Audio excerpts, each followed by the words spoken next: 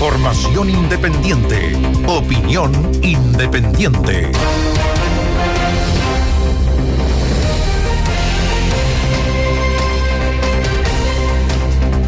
Nuevamente durante esta jornada, manifestaciones estudiantiles y en ese contexto incidentes y graves. 2 buses quemados, un muchacho manipulando una moto que aparentemente resultó quemado, destrozos, por ejemplo, de mobiliario público, estos paneles de vidrio de los paraderos de la red, del servicio red en la capital, muchos de ellos destruidos, incluso en la comuna de Providencia, para qué decir en Santiago, escaramuzas, apedreos a vehículos también durante esta jornada. Y la situación, después de lo de ayer, uno podría decir que se agravó. Ayer fue un bus y hoy día fueron 2. O sea, a partir de ese dato uno podría decirlo, hoy día fue más grave. Bueno, y también se extendieron las manifestaciones a lo largo del país. Hay regiones que también reportaron incidentes. Sí. En el metro de Valparaíso, la misma situación que ayer, estudiantes sentados en los bordes antes de ingresar al tren, por supuesto, y también se registraron manifestaciones estudiantiles en Valdivia, donde finalmente hay un video que estuvimos viendo durante esta jornada. Son 2 personas, 2 jóvenes que con palos rompieron los ventanales de Correos de Chile e intentaron también atacar la gobernación. La gobernación. Ahora, el gobierno, ¿qué es lo que ha hecho? Es la información que nosotros tenemos. El gobierno ha encomendado al ministro de Educación que resuelva este problema. Ahora, ¿cuál problema? Bueno, el problema de los estudiantes, no así el problema de la violencia, es bien complejo. ¿Por qué? Las demandas que se esgrimen, y ayer nosotros decíamos cuánto esas demandas en realidad son pretextos, son muy variadas. Van efectivamente desde el mobiliario, desde la infraestructura de los colegios, a pesar de que en estas manifestaciones se deteriora todavía más el mobiliario y la infraestructura, porque también al interior de los colegios se provocan destrozos, es cosa de lo que ha ocurrido en el Instituto Nacional. Pero además hay otras demandas, que algunas tienen que ver hasta con aspectos curriculares. Sí. Entonces el ministro Ávila tiene que ver esto. Hoy día el ministro se reunió con centros de alumnos de liceos emblemáticos de la comuna de Santiago. ¿Cuál es la información que nosotros tenemos? Que esto es muy complicado porque no hay liderazgo ni líderes. Se habla con los centros de alumnos, pero esos centros de alumnos no tienen capacidad de gestionar las eventuales movilizaciones de sus alumnos. ¿Por qué? Porque quienes se manifiestan por las calles no obedecen tanto a liceos como a colectivos. Colectivos ideológicos, colectivos que tienen algún tipo de identidad en virtud de alguna demanda particular. No hay que descartar también el fenómeno de colectivos antisistémicos, y por lo tanto, con quienes se están manifestando o con algunos de los que se están manifestando, no hay manera de acceder a ello para un diálogo. No hay líderes, no hay liderazgo. Él lo constató hoy día el Ministerio de Educación, al Ministro de Educación, pero es algo que se venía ya planteando hace mucho tiempo.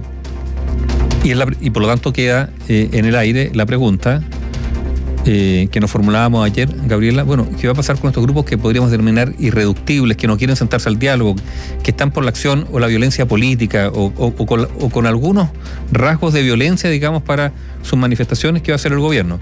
Uno podría tener una respuesta, que es lo que dijo hoy día el subsecretario del Interior, Manuel Monsalve, de un punto de prensa para hablar de otras cosas, pero también se le preguntó sobre esto, anunció querella, anunció persecución a quienes perpetran delitos, agresiones o destrozos en el centro, pero no sé si eso marca un camino muy seguro de salida. Es que eso suena más a métodos de presión, como lo fue también este proyecto de la ley de aula segura, que era uno de los puntos que ayer ellos decían que quería que se derogara esta ley, y que en el fondo voy a dar este dato que establece esta ley, que cuando el director decida expulsar o suspender la matrícula de algún estudiante que haya incurrido en faltas establecidas, debe notificar por escrito el fallo tanto el alumno como sus padres o apoderados. Y esto es cuando el alumno incumple ciertas normas, cuando llega a la violencia, cuando se generan este tipo de manifestaciones, y lamentablemente lo hemos visto, no funciona. Y sin diálogo esto tampoco puede funcionar, porque se lo pregunta probablemente el ministro de Educación, nos lo preguntamos nosotros ayer y hoy día mismo usted en su casa,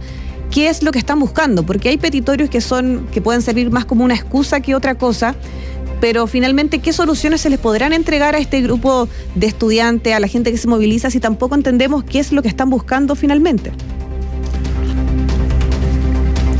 Yo creo que es bien complejo, porque insisto, son múltiples las demandas. Los estudiantes a veces se movilizan por una de todas las que se han planteado sobre la mesa. Algunas de ellas no están en manos, digamos, por ejemplo, del ministro de Educación. Hay algunas que pueden ser motivo, no sé, de un estudio largo curricular, otras tienen que ver con asuntos de seguridad. O sea, es difícil. Ahora, claro, yo insisto en un punto que es bien complicado, digamos, para la actual administración. Buena parte que hoy día está en el gobierno no solo crecieron políticamente al amparo de movilizaciones como estos tipos, sino que además en su momento fueron absolutamente indolentes, esa es la palabra, o mejor dicho, no criticaron el uso de la violencia en estas manifestaciones, y por lo tanto hoy día un alumno podría decirle: oye, pero si tú estuviste en la misma que nosotros, ¿por qué hoy día me criticas si tú en el momento cuando participabas de este tipo de movilizaciones no lo hiciste? Estaban en lo mismo, claro. Y bueno, se lo preguntaba también ayer, lo decía el ministro de Educación, ¿dónde están los padres de estas personas? Porque en el fondo son todos menores de edad. Tampoco es culpar a los padres y apoderados de los estudiantes que se están manifestando, pero una cosa es la manifestación, las marchas, ver carteles y entender el petitorio, pero una cosa muy distinta es al punto de violencia. Yo hoy mismo, cuando venía de camino a la radio, me bajé en Pedro de Valdivia, alcancé a estar con la estación abierta. Había gran cantidad de alumnos ahí, de estudiantes, también personas encapuchadas, no dejando transitar a los vehículos, y a quien intentaba pasar comenzaban a apedrear a estos vehículos. Había un taco, había congestión vehicular, y yo estaba al lado de ellos, veía cómo les golpeaban las ventanas, los insultaban por estar transitando por ahí. En el fondo va más allá de solamente interrumpir y hacerse ver para entregar y hacer conocer, visibilizar sus demandas. Sí, pero yo creo que lo que ha habido también por parte de las actuales autoridades, que durante mucho tiempo fueron ambiguos, por no decir algo más, digamos, respecto a estos hechos de violencia, y por lo tanto hoy día es bien difícil, y no estoy hablando del subsecretario Monsalve, estoy hablando del presidente de la República, estoy hablando de la ministra Vallejo, estoy hablando de la alcaldesa de Santiago, Iracy Hasler, estoy hablando de esa generación que construyó su liderazgo político al alero de movilizaciones donde la condena a la violencia fue o inexistente, o tibia, o no estuvo nomás, si esa es la verdad. De hecho, ayer, a propósito de lo que estaba ocurriendo en los metros, se recordó un poco lo que ocurría el 18 de octubre, bien digo, se divulgó nuevamente un tuit de Giorgio Jackson, que era de un video de las alumnas entrando a saltarse el torniquete. Y que hacía el tuit de Giorgio eran aplausos, como aplaudiendo de cierta forma la acción que estaban teniendo las estudiantes en ese momento. Claro, en ese momento él era diputado, pero él decía, este tuit envejeció mal, porque ahora están desde el otro lado. Tampoco, por más que ellos ideológicamente puedan o no apoyar estas manifestaciones, como gobierno no lo pueden hacer. Exactamente lo mismo. A ver, hablemos de otro gran tema del día de hoy, la inflación, ¿no es cierto? Hoy día se ha dado a conocer una inflación récord en nuestro país. ¿En qué sentido récord? Es la inflación anual más grande que tenemos, o que hemos tenido desde el año 1992. O sea, exactamente 30 años. La inflación anual a 12 meses es de 14,1%. Lo dijo el INE. Cuando el INE esperaba cerrar el año con un 12, no pasar del 12%, bueno, ya estamos en 14, quizás se reduzca a final de año, pero el pic que esperaba el Banco Central o el economista era no más de 12. Ya. A lo menos va a ser 14,1%. Esto es muy complicado. Y claro, aquí hay factores internos y externos, eso hay que decirlo, la guerra, la pandemia, sí, factores externos de todas maneras. Pero de ese 14,1%, algunos analistas dicen que no más del 6% serían factores externos. Por lo tanto, el resto son factores internos. ¿Cuál es uno de ellos? Los retiros de los fondos previsionales. Entonces, hoy día el gobierno se queja, pide ayuda o pide comprensión respecto a cómo debe enfrentarse la inflación y los efectos que esto tiene en el bolsillo de los ciudadanos. Bueno, pero este es un gobierno integrado por personeros que estuvieron a favor de los retiros, a pesar de todas las advertencias que se le hicieron. Y no solo este gobierno. Hay un mea culpa por ahí de algunas exconcertacionistas, socialistas, PPDistas, no sé, que votaron a favor y ahora dicen nos equivocamos. Bueno, es súper fácil decirlo después, porque estos señores, a ellos la inflación no los golpea.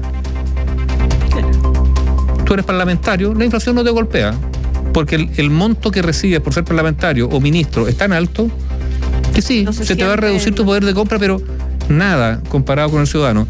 Entonces uno podría decir que estos personajes, o estas autoridades, para no ser para que no suene despectivo ni mucho menos, no es la intención. Bueno, pero estas autoridades tienen un espacio de impunidad muy grande, y la impunidad es su poder político, poder económico, poder. Entonces, claro, tú dices, vamos con los retiros. ¿Por qué? Porque políticamente era favorable, te daba rédito, te daba votos incluso.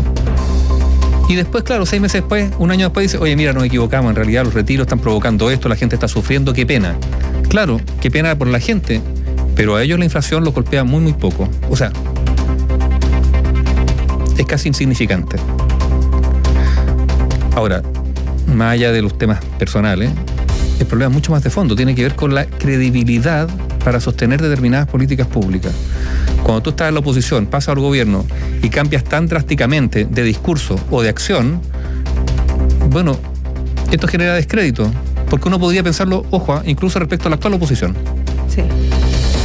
Si la actual oposición, escuchemos lo que va a decir mientras sea oposición, digamos estos 3 años y medio que todavía quedan a la presidencia de Gabriel Boric, lo que digan como oposición, ¿lo van a cumplir como gobierno? Si llegaran eventualmente al gobierno. Entonces, el manto de duda está sembrado, la incertidumbre está dada, y la ciudadanía dice, bueno, a los políticos parece que no hay que creerles tanto. ¿Por qué? Porque por sus hechos los conoceréis. Sobre todo si los hechos son contradictorios con lo que dijiste hace meses atrás. Análisis sin compromisos. Opinión independiente.